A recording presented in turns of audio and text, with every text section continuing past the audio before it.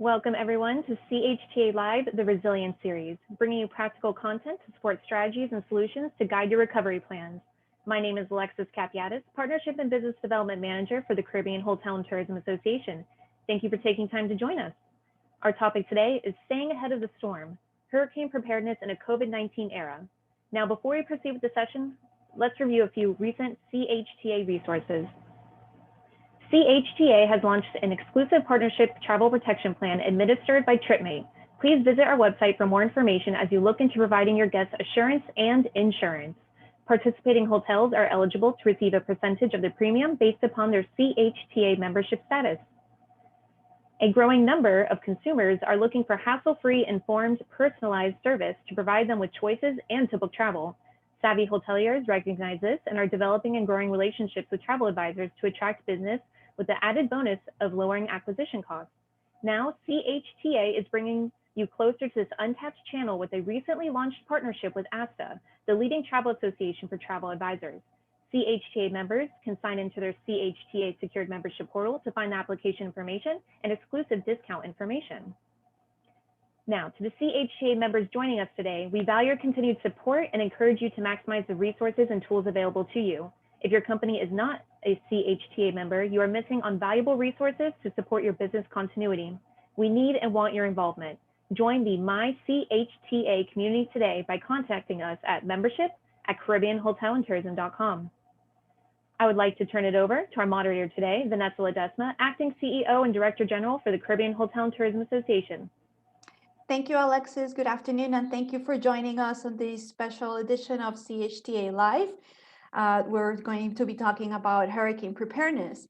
The three main goals of any disaster management plan are to manage the business during the crisis, resume normal operations as quickly as possible, and recover losses when it is over. But the key to achieving all of this is preparedness. With hurricane season upon us and a forecast for an active season, combined with COVID-19, which has added another layer of prevention, as you must incorporate health safety in your preparedness plans, our panelists will share with you best practices and resources for you and your business to be ready. I'll introduce each panelist prior to their presentation. Managing any crisis requires a multi-pronged approach, and we've all learned from COVID the critical value of collaboration and communication. And the experts that are joining us today will be helping us achieve this as well. Our first panelist is a well-regarded public speaker on disaster and community resilience in the Caribbean and Florida, and responsible for tropical shipping's business continuity and its flagship community disaster management and resilience programs. In the past, tropical shipping as well has led a number of crisis preparedness sessions in conjunction with CHTA, and we're grateful for the partnership with Tropical Shipping.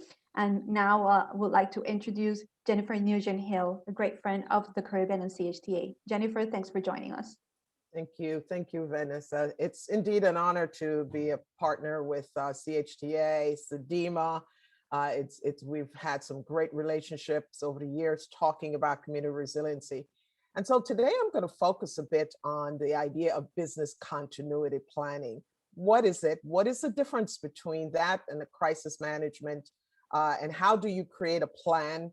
And then how do you manage that plan? So our purpose today is to just give you some ideas and some best practices, but I'd like to start with a video. It's an animated video. I think you're going to enjoy this idea of really simply, what is business continuity?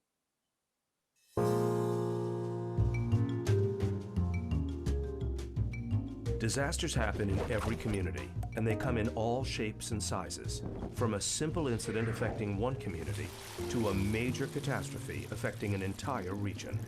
To restore order following such a catastrophe and to rebuild the community, everyone must work together as they all have a role to play.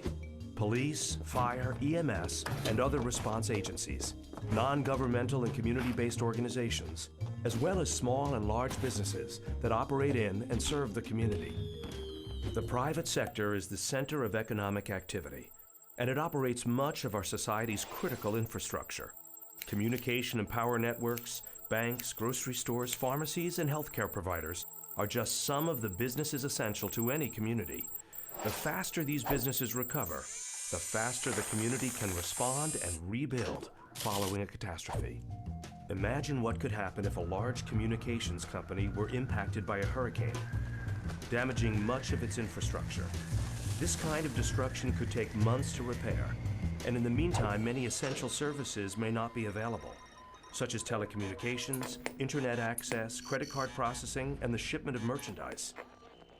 The result could be a fragmented community in which residents and businesses are not able to carry out normal activities. Businesses can mitigate potential impacts from different kinds of disasters before they strike by developing business continuity plans, or BCPs. A BCP is a blueprint that businesses follow to maintain essential services and operations following an emergency or disaster. By conducting an initial business impact analysis, a business can identify and analyze critical aspects like operations, resource requirements, staffing, hazards and impacts affecting services, and options to tackle them, so they can draft an effective BCP. Let's say a certain company requires constant and consistent power. To deal with damages of a major storm, it relies on a backup generator to keep its business functioning. But just having this backup generator is not enough. It must be located in an area that won't be at risk of storm damage. But even that might not be sufficient.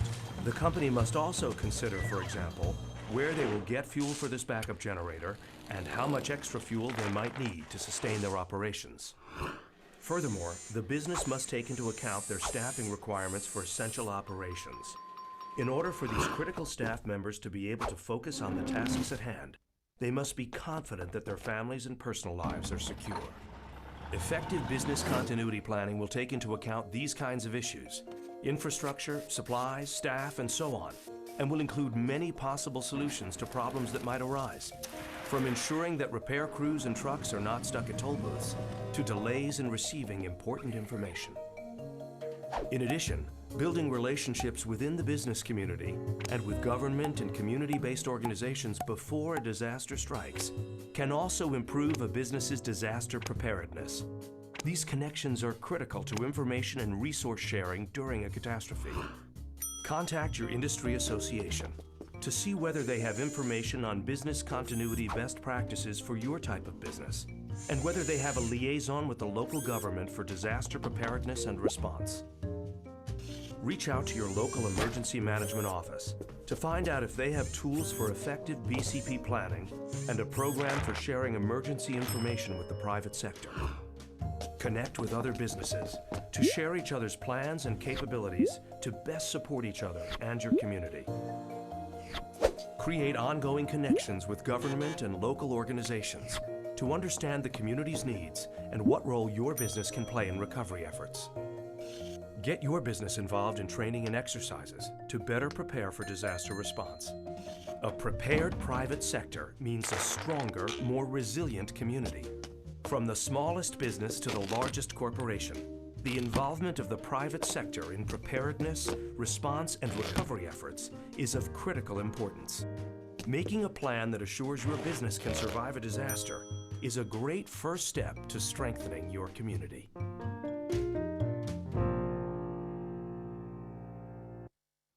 So that animated video, as we transition to our PowerPoint presentation, that I'd like to just talk about tips for business continuity. But that video, animated, funny, it tells a story really of how you prepare a business continuity plan.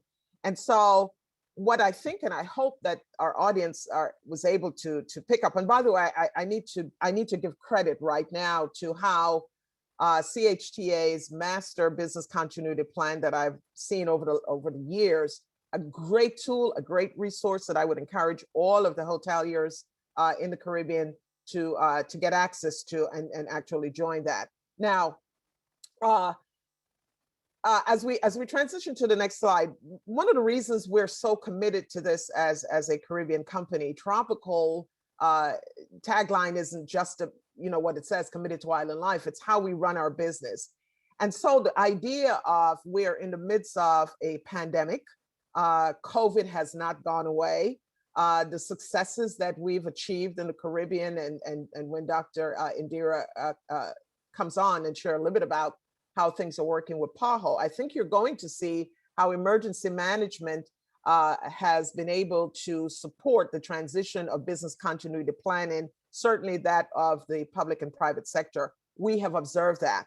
But when we talk about emergency management, it is always a focus on how we prepared, how we respond, the recovery process or the recovery phase, and the mitigation. It's a constant cycle that we're always planning to recover tomorrow. But the idea behind emergency management and business continuity best practices, it's always about people.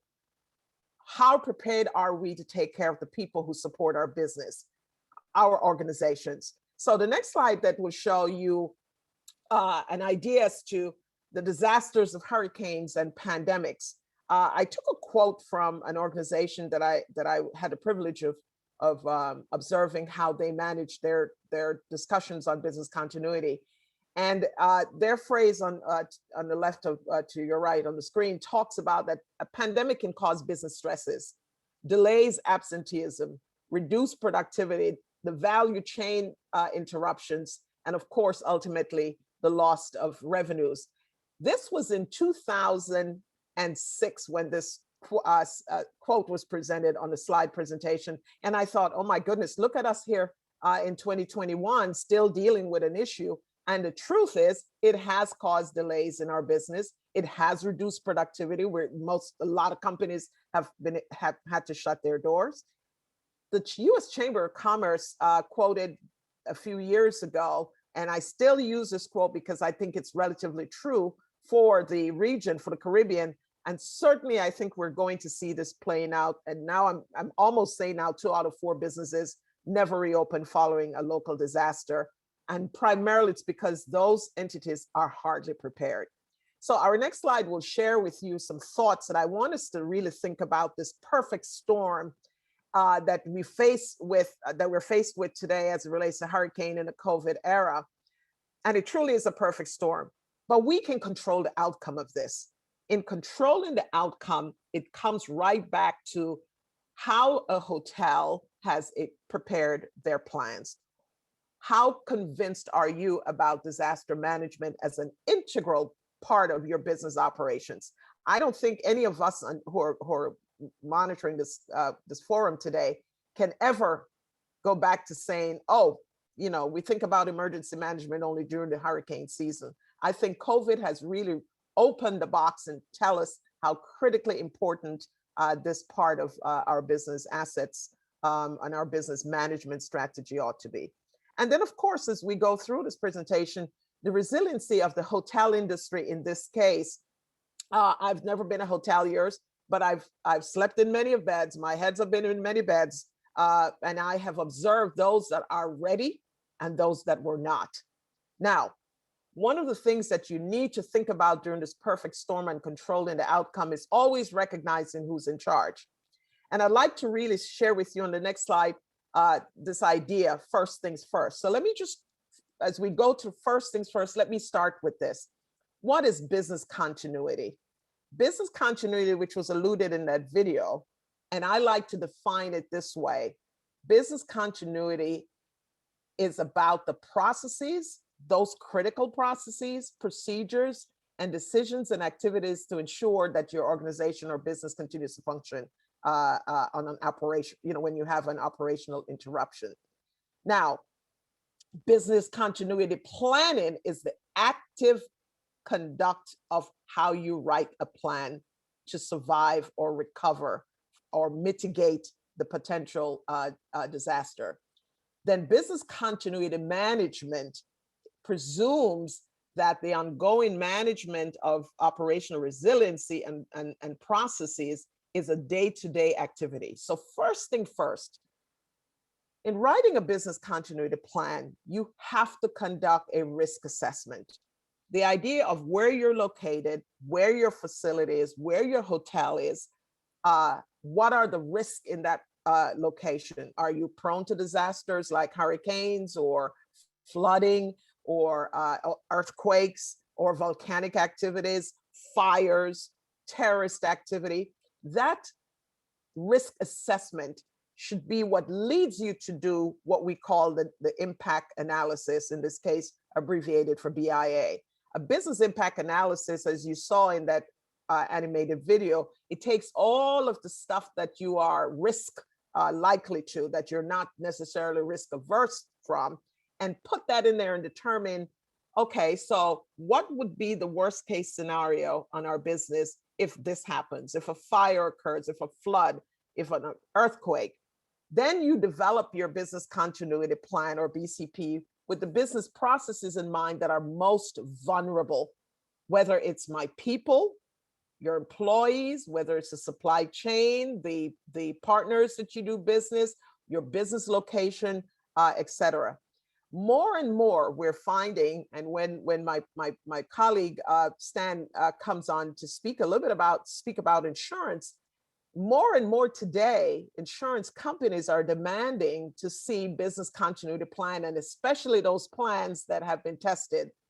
One of the things we encourage when we talk about best practices in business continuity is that you test the plan, exercise it, go through it with your staff, and then you fill the gap that you find, because there are no plans that's ever foolproof. What you do every time you test your plan or exercise a continuity plan is identify those weaknesses or the gaps from those exercises, and then you adjust the plan. The next slide will share with you, again, talk about what are the characteristics. And I like to say that a business continuity plan should not be so complex or complicated that no one wants to even think about it. A business continuity plan isn't something that you write and put on the shelf and it gathers dust. So to make that plan a lively plan, those of us who live and breathe business continuity practices always say, you make it simple. It should be workable. Workable means, in this case, ask the people who are on your front line, get their input. Ask that employee that you don't think about as being as valuable every day, but if something goes wrong, he knows where to find the fuse box, right? And say, well, what would you do when the power goes out? How did you work around that the other day? Ask your first line employees. You would be amazed at what ideas they have to work around when there's a disaster.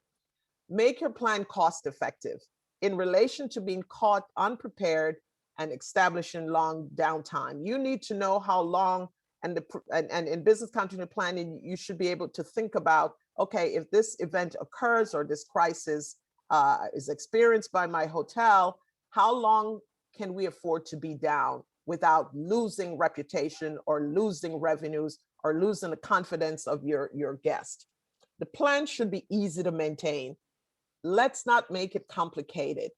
Make it so that it's flexible. It can become scalable depending on expansion in your business operations or in your hotel or your restaurant or whatever related industry to the hospitality industry. I will always recommend this, that yes, you can hire someone to write a sophisticated business continuity plan. And there are times that's appropriate depending on the industry. But I have observed that the local the local management agencies in each of our countries in the region, or even in the US or wherever you are, oftentimes have some basic things that you can get samples. I encourage people to take a look at CDIMA's website. The CDC has written, I think, an excellent idea, an excellent plan, content given the COVID pandemic. Check those websites. CHTA, as I mentioned earlier, the plans that I have observed and access they have to resources allows you to gather a plan.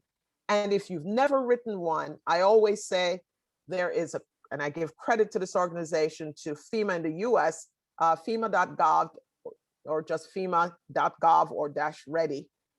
I put in this presentation, there is a link, and it's called Business Continuity Planning Process Diagram. It is an excellent link to how you do this document. And it's scalable, it's downloadable, they allow you to do it, and you can then frame your own plan and make your plan workable, cost-effective, and easy to maintain. It's not a lot of work, and it can be, but you really need to have something. So our next slide will speak to a few things that I want to encourage you to think about. Consider these things. Oftentimes, as we know in the Caribbean, rumors and bad information spreads very quickly and can impact our guests coming to the Caribbean. breakdown in communication is oftentimes difficult to overcome. And with the speed of which information gets now out on a tweet or on an Instagram, you and I can least afford not to be considering how communication in a crisis should be developed. There's strategies that you should employ. And again, I say reach into the local resources in your particular location, in your island.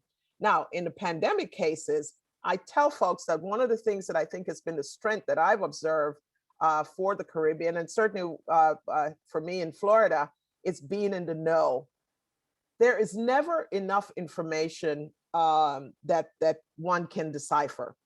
But I want to encourage the participants in this workshop today, or this forum today, that the more information you can provide to your potential visitors or those who are in your hotels, now that we're opening slowly in certain places, provide details, build trust, get close to your public partners, such as PAHO and CARFA, and all of your local ministries of health that are engaged in sharing information. One of the things a business continuity plan requires is that you be transparent, share the facts, right, to avoid confrontations and conflicts of information. So your crisis communication plan should be incorporated in your business continuity, albeit you want to think about making it a separate document only for the sake of having some very specific activities as it relates to how you communicate information about a crisis. One of the challenges for the Caribbean is that an incident in one island and headline news all over the world says, oh, the Caribbean is in a crisis, when it may only just be one activity or one incident that's occurring in a particular location. The strength of your industry association is your best tool. One of the most powerful idea in a business continuity plan is being part of associations such as CHTA. Next slide. Now, what I want to talk about here is in a perfect storm. So we're in June, hurricane season in the region is on us, and all of us are very cognizant of that, recognizing what's happening as we open our countries and islands again to our friends and visitors. But I think it's important that when you're experiencing the midst of two major events, you define the moment. What is it that you do next will be what counts. So control the moment. Let's not get all out of sorts. And I think that's one of the beauties of having a continuity plan, is that you can go specifically to the areas that helps you to control the location. Know your critical business processes. Okay. You won't know it until you've done a risk analysis, as we said earlier. I believe in redundancy when it comes to talking about business continuity planning and business continuity management and crisis management. Redundancy make it almost a part of our nature so that we know how to respond and we understand those critical processes that we simply can't do without, because we have done a risk analysis, we understand what's happening and how we're going to be able to respond. Now, establish your crisis management procedure. Business continuity plans will always require certain things that you need to do. But how do you do it? You train the people who are responsible for it. And in the worst case scenario, you plan and you exercise, you test, and then you come back again, as I said, and adjust the plan where necessary. Now, I want to say this because I've learned this really from watching CHTA over the years, and organizations that are oftentimes working in sensitive industries such as the hospitality industry. How well you control the media. The media can either be your worst enemy or your best friend. I would say engage with your local community media personalities, bring them into an exercise that you may be doing with your hotels, get their response to how they would headline a particular incident. They will help you. There are media outlets that are not necessarily out there to share the worst news. Certainly they want to get the headlines, but make them your friend. Have a media strategy and determine how and who will be speaking. And you got to control this. I recommend in your business continuity plan, you have this as part of your hierarchy. Who is in charge, who speaks, and how prepared that person ought to be, and agree on the points that you will speak to. And I always say, that's one of the lessons I'm now learning, that social media isn't just text messaging and Facebook posting. all messages should have equal opportunity, whether it's in print media in our islands. A lot of us still like the radios. We listen to the talk shows. And again, in this world of cyber that we live in, it's a matter of snap second. So our next slide will pretty much just take us to where I want to encourage you to talk about crisis communication and some tips. Again, having a professional to help you in this regard is important. Again, go back to CHTA, take a look at the plans that they have outlined. They've had some great webinars with regards to how you manage crisis communication. But for the sake of our discussion today, how we communicate, the type of medium we're using is critically important. Identify who is to be a part of your communication team and make sure you're training that person, okay? Don't presume that the manager or the hotel owner is the best person to speak. Oftentimes they're not. So you want to talk about having someone in your organization who's been trained and knows how to respond and be able to represent well. And then finally, I think one of the things here that's most important is knowing when to communicate with your stakeholders. I always say, don't keep secrets. Secrets becomes big headline news. An incident has occurred, an outbreak in your hotel, or whatever the issue are that we're coping with at the time, whatever the crisis or the event. Know when to communicate. And I always say, have your information readily available and define the specific stakeholders. One of the messages I would like to leave with regards to crisis communication tips is understand that the government has an obligation to do what they must do. Public safety is never going to be the private sector's responsibility. So keep in mind that the public sector or the public safety persons, ministries need to understand, is there a breakout in my hotel? Is there a pandemic crisis going on here? Whatever the issue is, communicate, but not how to do it, when to do it to your stakeholders. Our next slide will then at this point take you to some recommendation that, again, I think I could not leave without giving credit to MIR3 Inc. They wrote this white paper on pandemic business continuity when we had the outbreak of SARS and H1N1. And what was really fascinating about that was how well we had prepared ourselves for this particular incident response planning. So I'll give credit to them because I thought this paper that they wrote was really a wonderful idea about how you should be preparing for a pandemic and that it cannot be done in isolation. This is a whole community response and we've seen it over and over. And so this slide will be available to talk, to share with those who wish to understand how you create an incident response planning in a pandemic, best practices. And then finally, because we want to leave some time for questions as we wrap up this part of the presentation. The next slide. Prepare, prepare, prepare. Business continuity suggests redundancy. Do it over and over again.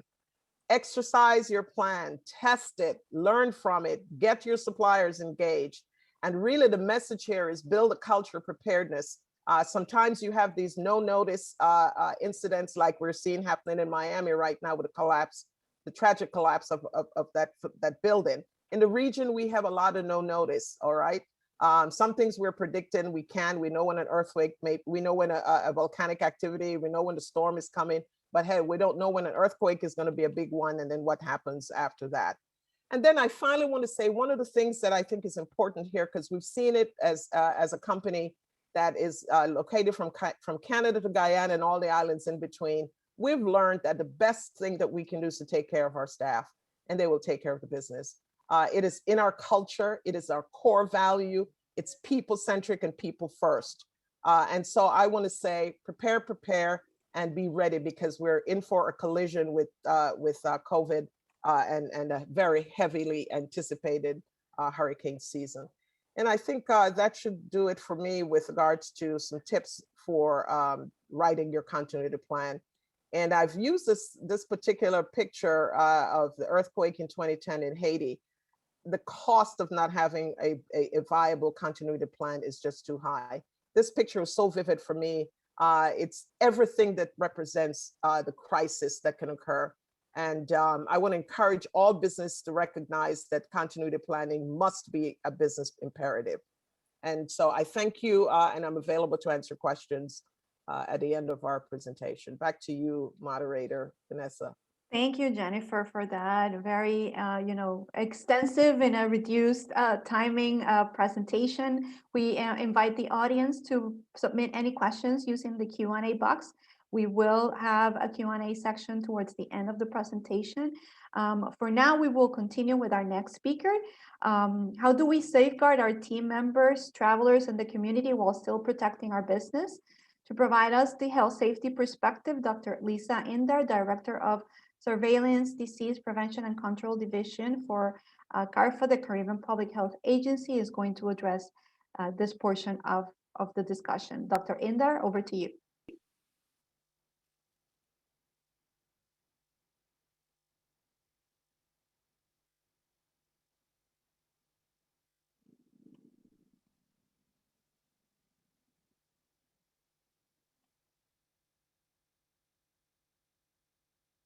Dr. Indar, you're muted. Okay. Hi, good afternoon, everyone. So I'm going to thank our first speaker, for giving us such a detailed insight on business continuity and hurricanes. I'll take it from another slant now, where we look at our hurricane preparedness in the COVID era. So just to bring into context, our hurricane season runs from June 1st to November 30th every year. And we have had some really serious impact on due to hurricanes. And of course, nobody wants to remember Maria and Irma and Dorian, right? Nobody wants to remember that, but it does impact on communities, on lives, on tourism. And so we have to now take that in the context that we are now dealing with COVID. When a hurricane happens, this is pre-COVID times, there's many other things. And from a health side, you have those infrastructural damage, but then you get flooding. And with flooding come diseases. And then you have loss of shelter and communications and refrigeration and safe water supply, which encourages disease spread as well as mental health issues.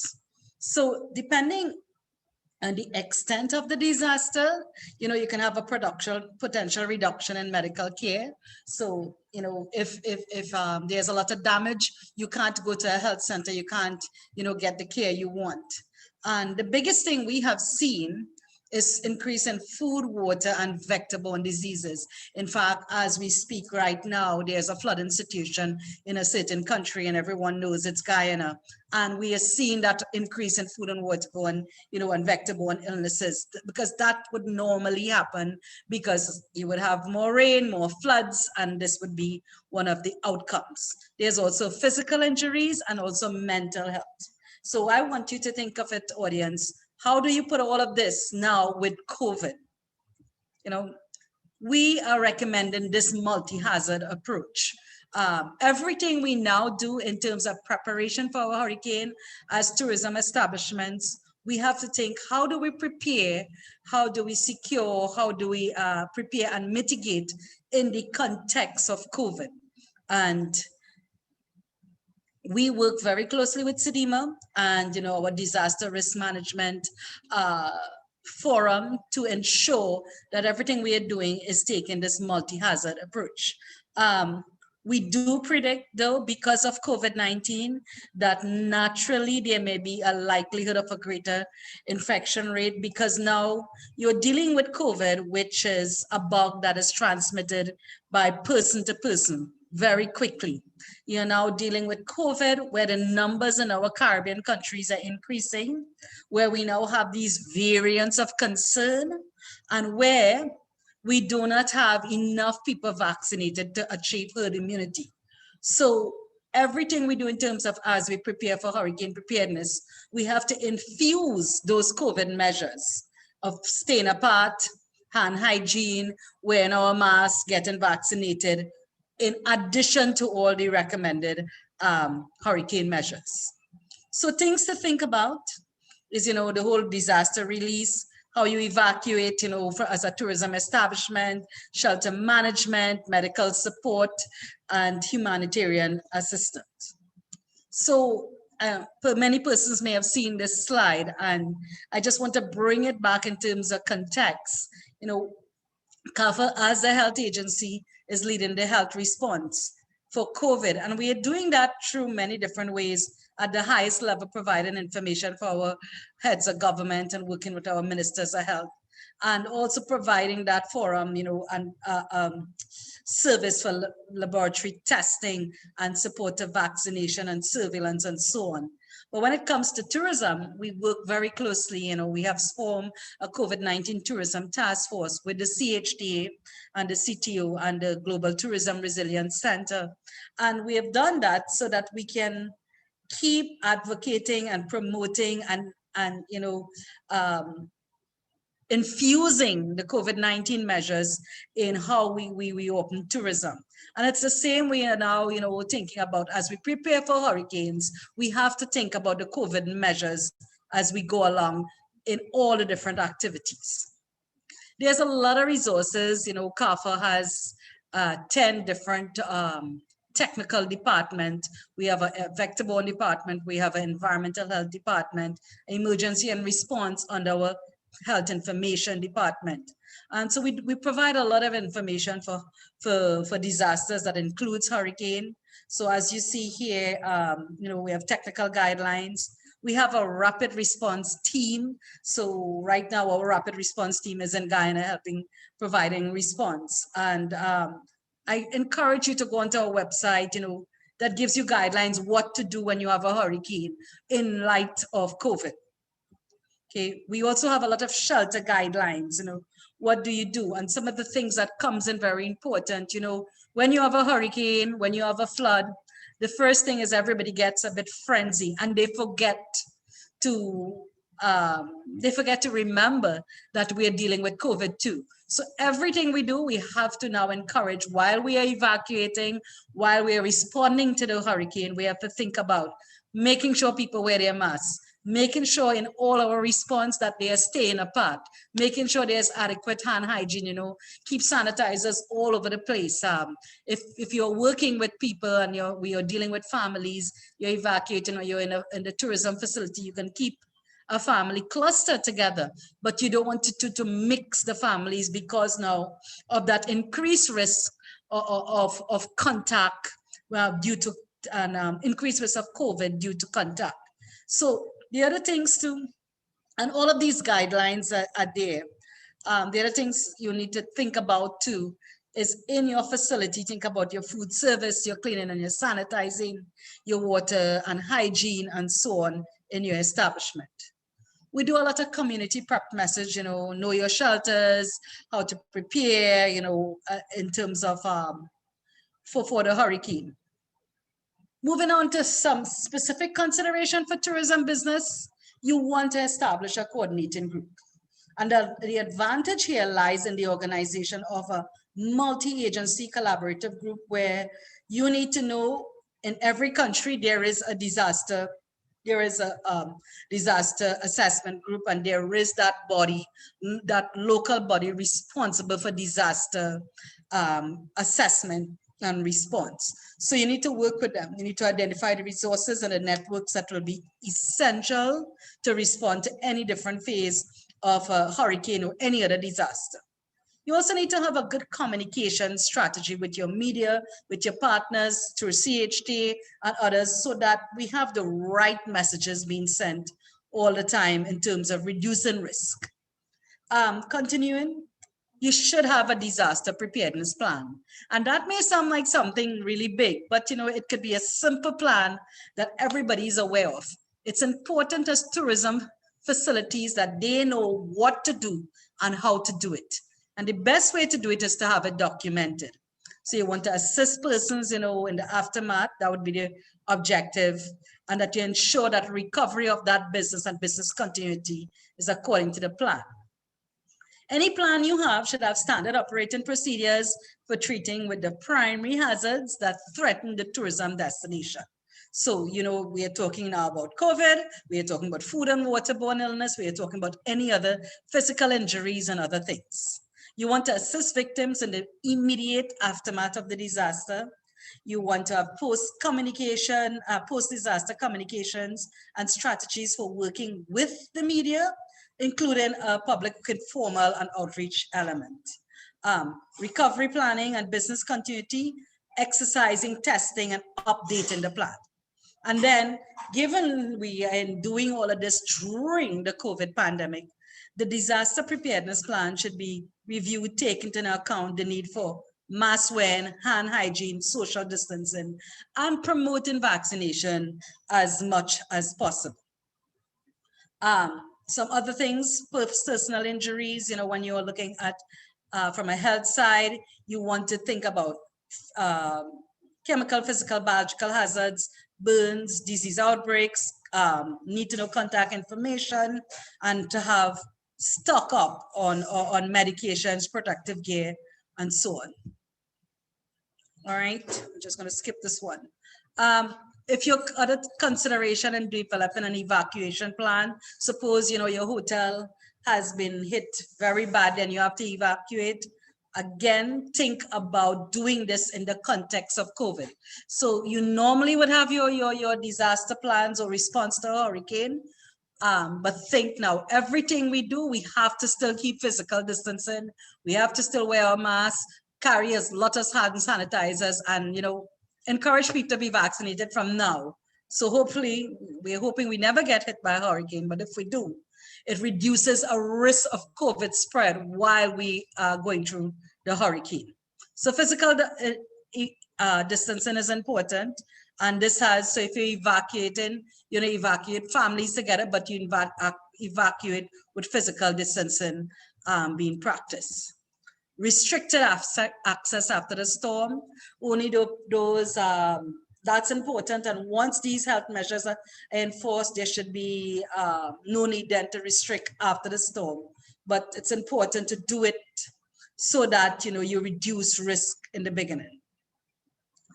For communications with guests and teams, you want your team members to be apprised of their existing preparedness plans and their relevant roles and responsibilities, and have the training. This is the time to do the training and the drills, because practice makes perfect, and we do a lot of simulation exercises. Because when, again, imagine you having a hurricane, imagine a tourism facility being hit. And during this COVID pandemic, which transfers and spreads very quickly from person to person, we need to know what are the best measures, and it must come, automatically to us. And you can only do that through the training sessions. It will be remiss of me if I also don't talk about some of the measures our Travelers Health Program has been doing to ensure that we're responding to COVID, and then also which will help you to respond better to the hurricanes. We have a lot of guidelines. Go onto our website. We expanded our real-time information system so that everybody could report. Hotels, guest houses, transport, yachts, airlines, we are adding ships, and self-reporting. The value of that reporting is important, because if you report, you get these immediate analyses. So it tells you not just about COVID, but you may have any illness, a gastro illness, or something else that's happening, and it sends you an alert. So that's important for you as a hotel to know that you are having a problem and you need to address it very quickly. The other thing that we're encouraging people to do is to get the stamp. We have a measurable stamp that tells you if you go through training, and if you use the system, we measure that, we verify it, and we give you a stamp. It means then that you already have that capacity to reduce risk of infection. There's also a lot of different travels measures that comes, with and brochures that you can get from the program. So we keep promoting the Caribbean as a healthier, safer option. And, for me, it's not about the stamp, it's about what you need to do to get to the stamp. And you would have gone through, a series of very intense training. So it helps you and your personnel in the tourism facility to build your capacity to reduce risk of infection. And anybody who has the stamp is on our mobile app. And the mobile app is being promoted and all over to say travelers have an option of a healthier, safer option when traveling. You will be on that green tile which says healthier, safer tourism. So anybody can go download the app. They want to come, they can say, well, I want to go to the Caribbean. Which hotel should I choose? Which tour operator, and so on. And that gives you that added advantage. So I want to end by saying, we keep talking about how we prepare for our hurricanes and other disasters. And we need to keep these COVID-19 measures infused into it. Vaccinate, keep apart. And, people say, well, 3 feet is enough. But the data shows that minimum of 6 feet. So keeping people apart, wear your face mask, wash your hands or hand sanitize as much as possible. You avoid the crowds. If you're sick, tell someone, go to the doctor, stay away, and avoid contact. And I want to leave with a 30-second video here that really helps that too.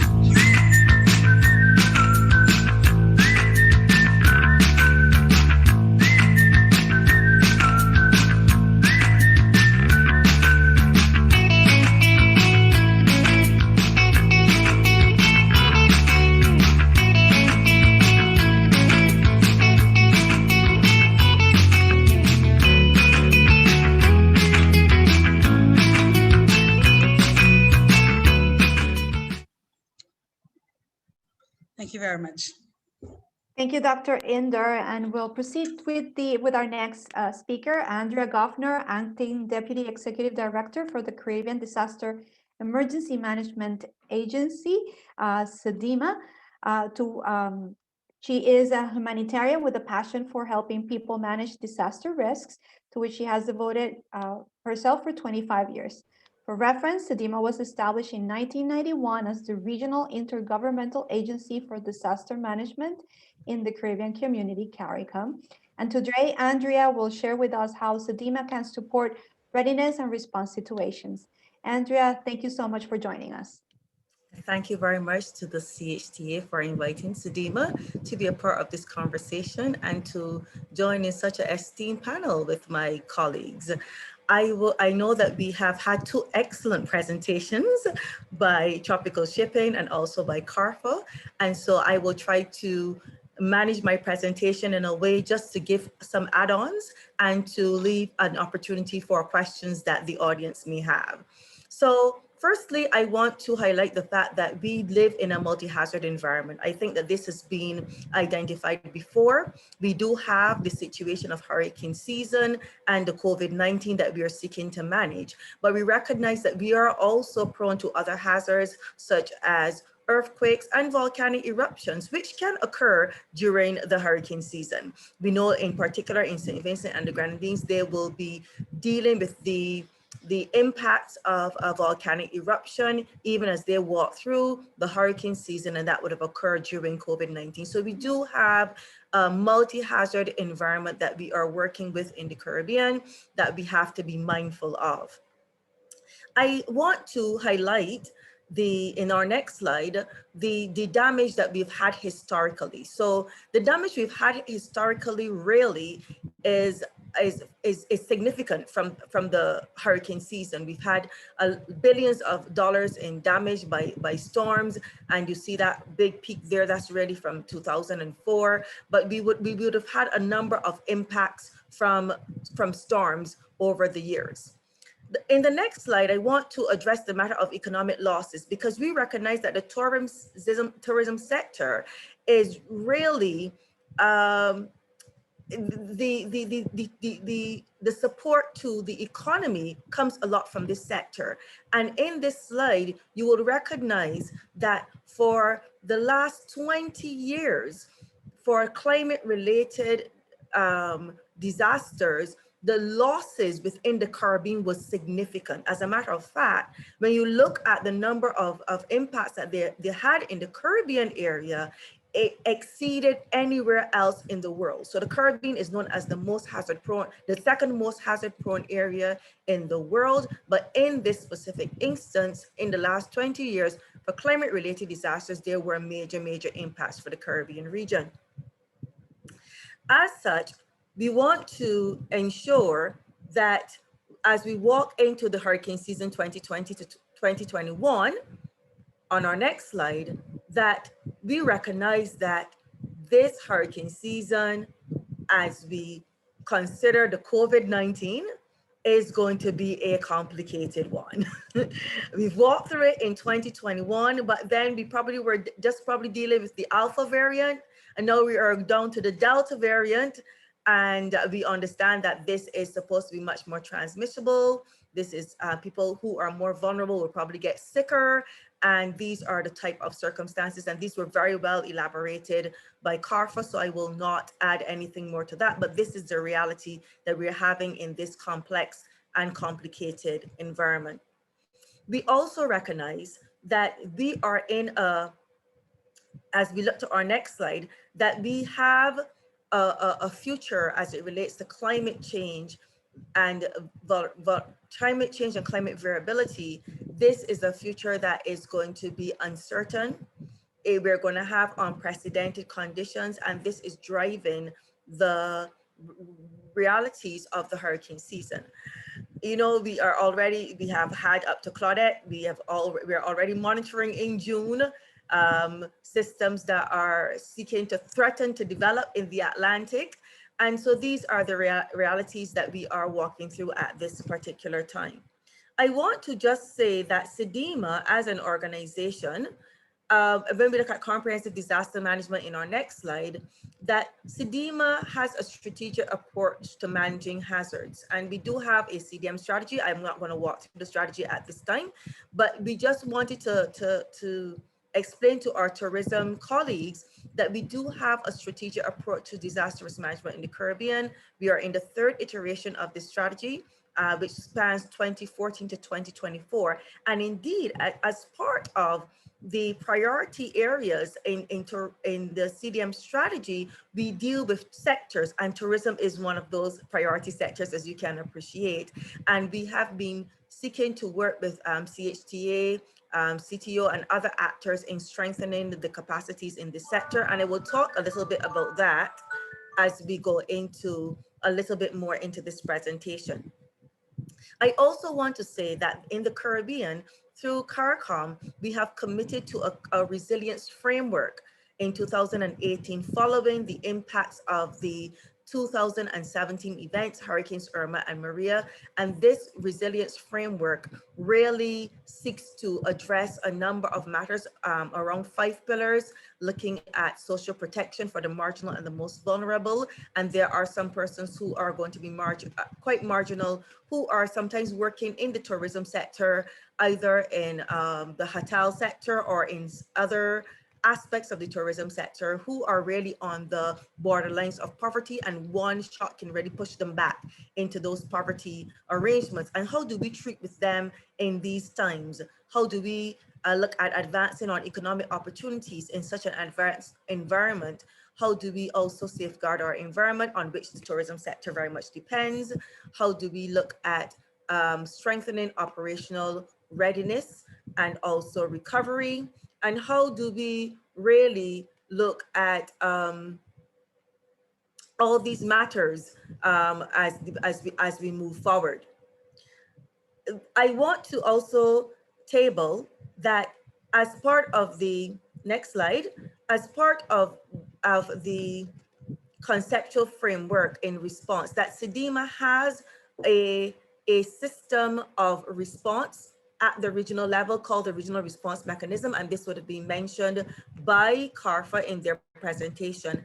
And I just wanted to highlight just a few features of this system, because when countries are impacted and we have the tourism sector impacted, I'm sure that you wondered, so how does the country recover, and therefore how does my sector and my specific hotel also respond and recover? And I just wanted to say that therefore there are a couple of areas that you need to be very much aware of.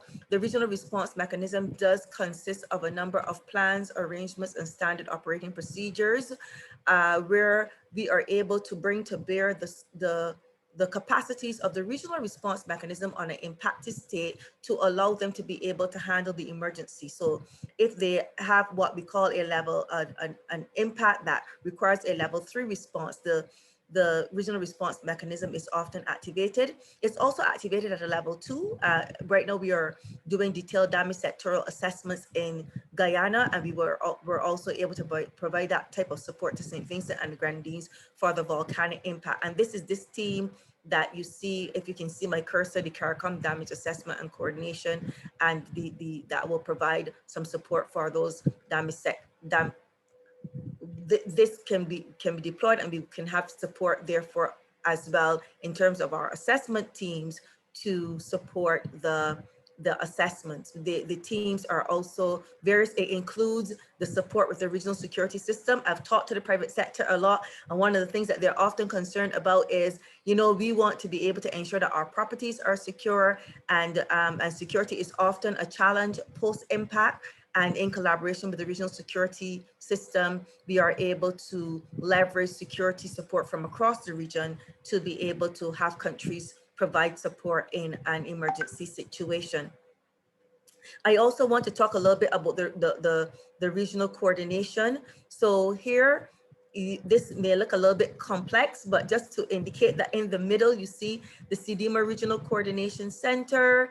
And this is the hub at the CDMA Coordinating Unit, where we will coordinate all the arrangements. We work with several partners at the sectoral level, health, tourism, and also areas, other sectors, etc., and other partners. And this connects with the international system, with the UN and other actors. And then this is also translated into the national system to support and buttress the work that is being done at the national level. I can say, as we look into the next slide, as part of the Regional Coordination Center, as a practical example, we have various cells in the Regional Coordination Center in terms of communications, also a military cell with the MNCCC. We also liaise with the CARICOM Secretariat, but then we also work with a number of groups. And for the COVID-19, we do have a health sector coordination, which we coordinate very much with CARFER to address the matter of COVID-19.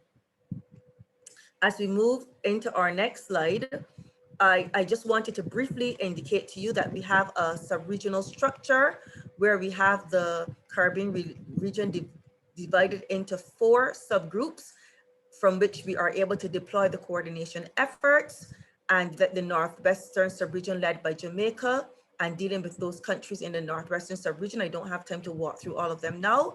In Antigua and Barbuda is the subregional focal point for the Eastern subregion. We do have Barbados being the subregional focal point for the Central subregion, and Trinidad and Tobago being the leader for the Southern subregion. I also want to highlight in our next slide the whole matter of disaster risk management in the tourism sector, because certainly, as you can appreciate, there are various levels that you have to consider in your particular sector. So there's the strategic level, of course, dealing with policy and government and whatever, and what arrangements do you have in place that can support you during this time. Also at the tactical level, dealing with your destination managers and all those issues you need to walk through in your planning, COVID-19 protocols, etc. And then the operational elements on the ground. How do you keep your staff, your tourists, etc. safe? And you've already had some very practical aspects, but I think that as you think about that, those tactical and those strategic elements also need to be in your mind, because once these are in place, these facilitate your actions on a day-to-day basis. And then how do you connect with the community? Many of the people who supply you with services and supply you also with products are coming from the community, and you want to be able to strengthen those arrangements. And also at the end of the day, every single person in your business is part of a family, even if it's only a family of one. And therefore, we have to also consider those arrangements and how those also factor into your levels of planning. At the national level, I want to say that we have also worked in our next slide at the national level coordination. There is, we have worked through the Caribbean Tourism Organization and also with our other partners like the CHTA through the Tourism Emergency Management Committee. We have looked at a structure where we have the National Emergency Operations Center, but we also have encouraged countries to develop their Tourism Emergency Management Coordination Center. And we know that in countries like Barbados, for instance, we have seen this work, but because we know that you have to consider special arrangements for your tourists, and we know that this is a major economic earner. So in this area, you're able to deal with the safety considerations. You know, when something happens, you really do want to get those tourists back home safely so that you can be able to concentrate on getting your property, etc., back up and running if it's impacted, for instance, or how do you accommodate them safely on the ground, etc., and connect them also with their loved ones. And this was a major role, for instance, that we saw happened in the COVID-19 impacts. People needed to get off of cruise ships and back to their loved ones, etc. So how do you coordinate all of these elements? And that specific Emergency Operations Center facilitates things like this. As I wrap up, therefore, I do want to just touch lightly on some things, and therefore give you the opportunity to ask questions. There are a number of things I would want you to consider for the hurricane season. I talk about the people, the plan, and the processes. When we talk about our planning, we need to take these things into consideration, and the people are a critical element. I know you've heard about it in the BCP, but I certainly want you to think about it very much, especially in the COVID-19 times. And in the COVID-19 protocols, you want to ensure that there are for general, but also that personal protocols, that your teams also embrace these. I want to highlight here as well too that shutdown procedures. We have just worked with the team and partnered with the Caribbean Development Bank to articulate shutdown procedures, because we recognize that in many countries, when the country is supposed to be shut down, this also creates a little bit of uncertainty and challenges for a number of businesses. So we've articulated some shutdown procedures, and these are going to be rolled out and tested during the hurricane season. So we want you to work with your partners in your country to be aware of the procedures, but also to be able to see how you are able to undertake these matters for your own businesses, etc., as the country shut down. Communications, this is absolutely critical. Even as even how this aspect is able to affect the recovery of your sector has come up in some of our recovery conversations with countries.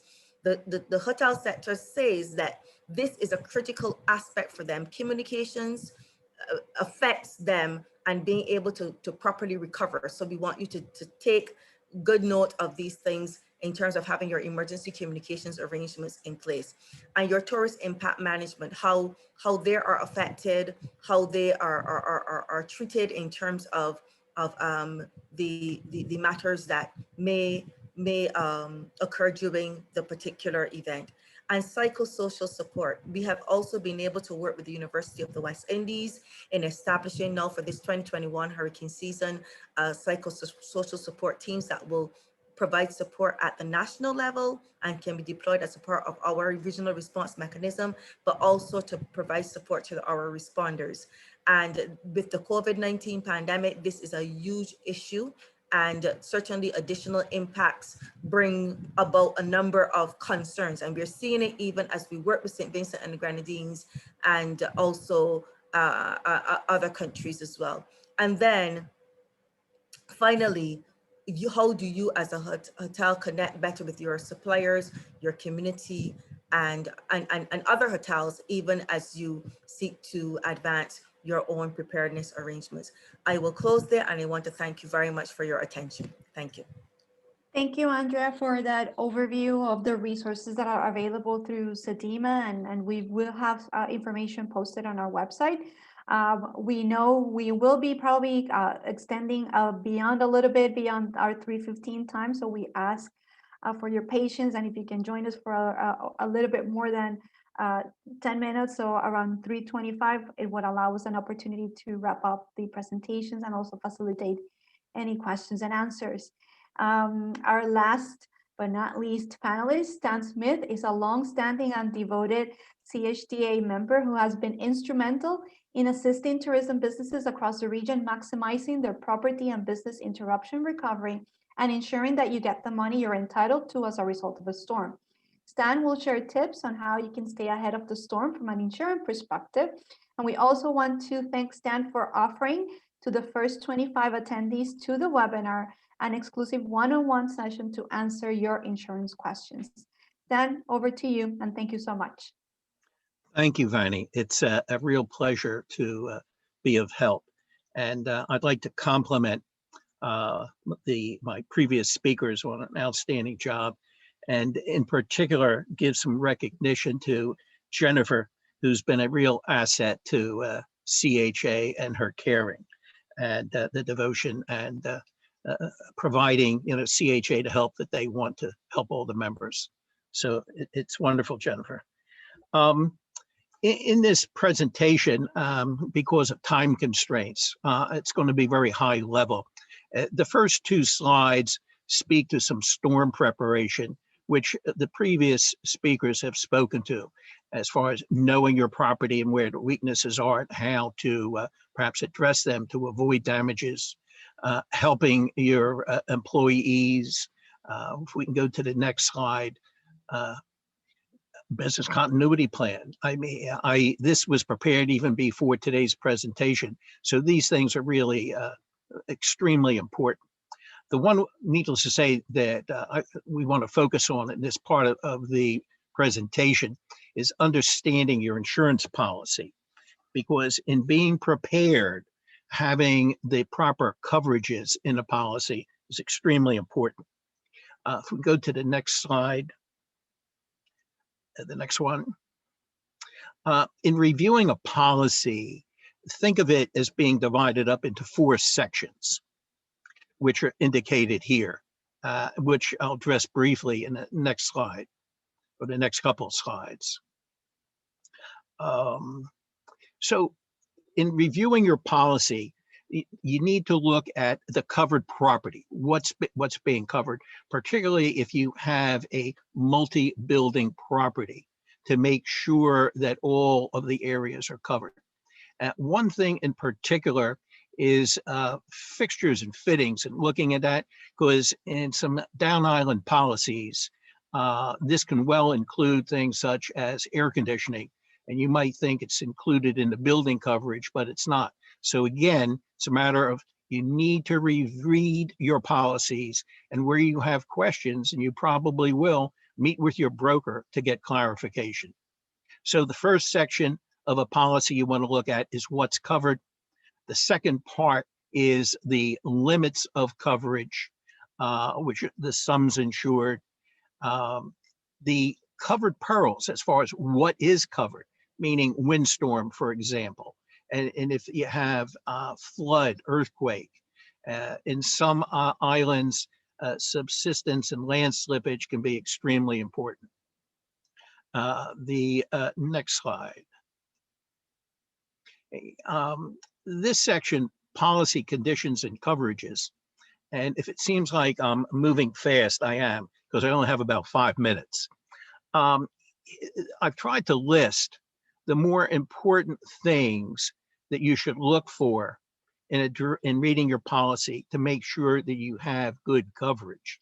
And if you have any questions on what do some of these mean, time constraints or such, I can just say, speak with your broker or anyone that has a session with me. I'll be more than glad to go through these. On older properties in particular, public authority or ordinance coverage can be extremely important, because if your property is damaged and you have to rebuild according to code, you want to be able to have the money to rebuild in probably a more costly manner. And as far as surprises go, in reviewing some policies for hoteliers, I remember one situation where it was a substantial hotel, thought they had replacement cost coverage, but in reviewing the policy, they found that they only had actual cash value, which really means they'll never get the money to fully rebuild. And it was a situation where many years ago, when operations were not that profitable, they needed to save money in premium, and they went with a less expensive coverage called actual cash value, but they really need replacement cost. On the, how am I doing, Benny? I guess we're doing okay. So Yeah, on, yeah, few minutes. Yeah, how about you have 5 minutes? Yeah. okay, next slide. And we could always go back. We have business interruption. This is a brief understanding of business interruption. And as a lot of hotels, you know, in hurricane season, particularly in some of the regions, it's low season. Some properties might close, but if the property sustains damages, it can the repairs can extend well into the good operating season. So in one case here, you might want to have what's called a time period deductible as opposed to a dollar amount deductible.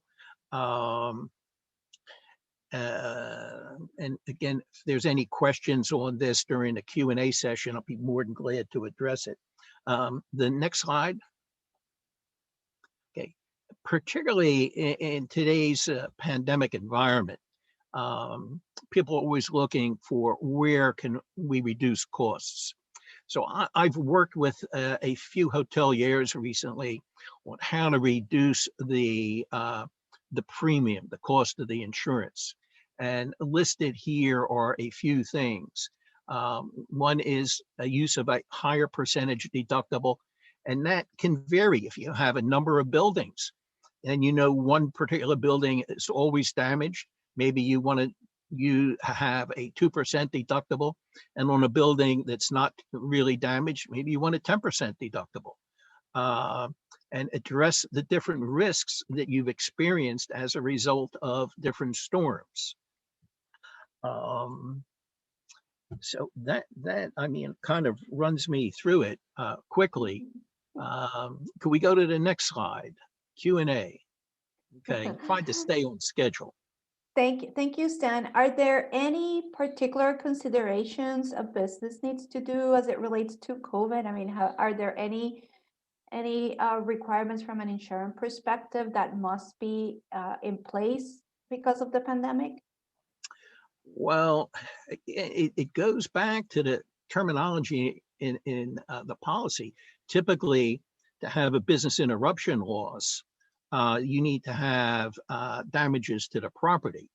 And then, you know, what constitutes damages to a property? I mean, if it's clear if the property's not damaged in any way, and one conceivable way a property could be damaged is if, say, you had guests that stayed in a hotel and then it had to be sanitized, that there was enough evidence. So, but that would have to do with covered perils. If it's a all risk policy, there can be some basis for a claim. Another thing could be if you have what's called consequential business interruption coverage. That could perhaps bring up some availability of coverage, but it have not been very successful in getting coverages for business interruption related to the pandemic. Good, good. And I guess one of the other things, I guess, is like public authority. If the government, for example, closes down the island or says you have to close, that type of coverage, again, but only depending upon the language, could open a door, but it's remote. And Jennifer, you And also, sorry, go on. Okay, yeah, and as I know you'll recall, maybe last year, I'm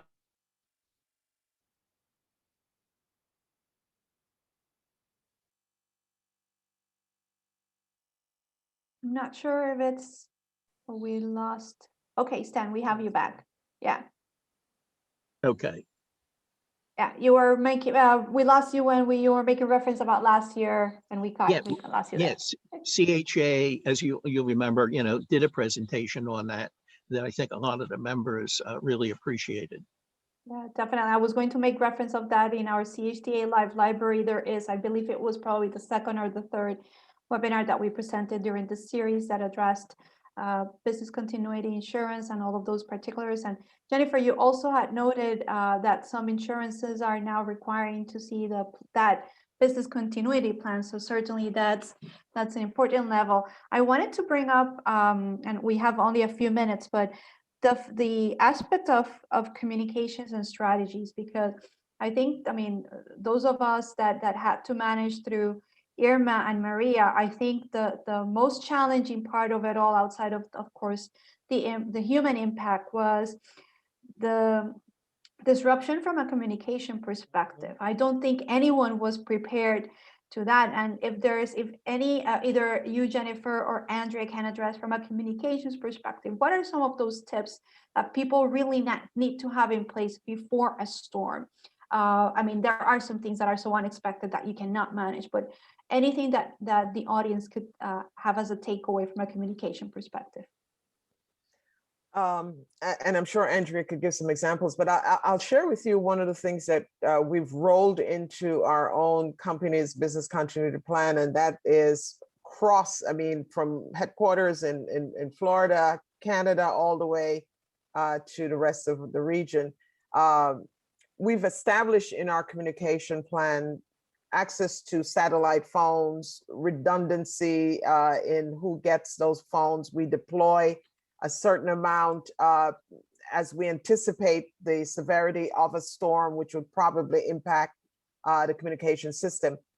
Additionally, what we've done is that we've built into our business continuity management of our program, where we establish right now, Hurricane Maria made us realize that the 7 containers that we had that we moved around depending on where the disasters were, these are office containers that are modified to become emergency offices, and they come with their own microwave communication system. And in addition to that, portable satellite communication that would allow for calls to be made, documents to be shared, and it's always tricked out with the best of the technology that we can find. And we move those around, and we oftentimes offer our emergency containers when we place them in a location similar to what we did in Marsh Harbor after the devastation in Marsh Harbor. Our office trailers, we encourage our partners in the public sector to be able to join and supporting giving information out to the community using our communication tools, because that is, as you said correctly, Vanny, is that at some point those no notice incidents can just wipe out a whole lot of stuff, but you build that into your plan. And one of the things I would encourage about that is backup system outside of your immediate location. There's no doubt all of us in the Caribbean are impacted one way or the other at some point. So how you maintain communication with partners or suppliers outside. I've seen it firsthand where it works, where grocery stores show up anticipating that our communication containers, temporary facilities are going to be available. And they say, listen, the island has been devastated. I want to increase with my supplier refrigerated cargo for food, because I know going out, 6 months, 30 days, 90 days, we're going to be needing to take care of our people. So I would encourage those kind of partnering and backup system. Business to business as well. We're small islands in the Caribbean. We need to be knowing those entities and create those business to business, which I'm sure Andrea can speak to, because she encourages that through the CDEMA coordinated system. Oh. Andrea, anything to add? Well, very well said by Jennifer. I will just add some small aspects from our own experience. So as part of the arsenal of things that you need, you need to understand as a hotel that the cell phone and the landline will probably go down. the telephone pole may probably go down, and that cell tower may also go down. So therefore, those are what you're accustomed communicating with. So what are the alternates? And Jennifer said very well, the satellite phone, that has to become a part of your regular arrangements. And what we also have is the BGAN. This is a broadband global area network. And the BGAN is very good, because what we're saying is that you need to have satellite connection for communications. if you are going to be communicating outside of your country. That's going to be a very important part of your plan. And maybe as part of your sector, you can probably be able to have an arrangement that you can share on something like that. Locally, you can look for your VHF and your HF radios. Those work wonders. And the good thing about those is that sometimes the satellite, you might have cloud cover that might affect the satellite. It doesn't affect these ones. So you can be able then to communicate. But it's absolutely critical, and practice it before, so that you know what you need to do, and that people know that you have to do the switch. Two other final things I would say is that the messaging. I think that one of the important things that the tourism sector needs to be able to work very much with the government on is about that messaging. What message do you want to send immediately after an impact? That message is going to be often sent by the government. And that's why I say is that operational level, but there's that strategic level is absolutely critical. Is the government going to send the message, we're open for business? Because if they are going to send the message they're open for business, then you need to be able to accept visitors. If they're saying anything else, it's going to affect your business and whether it's able to open and thrive. So that strategic partnership between the sector and the government is absolutely critical. And finally, I would want to add is your contingency arrangements. If you have suppliers, if you have persons who are going to be working with you, what's your contingency? If you haven't heard from me in a couple of days and I've been impacted, what do I want you to do for me? What do I want you to put in that container or whatever it is that probably will be coming down to my property, because I've assessed what my possible needs will be, and this is what I think that I will need, and therefore I have an arrangement with you that I want you to get it down to me as quickly as possible. So these are some of the things that is around the messaging of communication in terms of equipment, but also arrangements and the messages that you want to send. Thank you. Yeah, and Andrea, Stan, let me add this. One of the benefits of being a member in CHTA is that the CHTA is an advocate for its members. And that's what's needed in time of an emergency, particularly to pull a region together and to get the proper news out. Okay. I mean, the individual hotel associations do it, but if it's broad, such as Irma, Maria, even more so, you need an organization such as CHTA to help the industry and to get the right message out.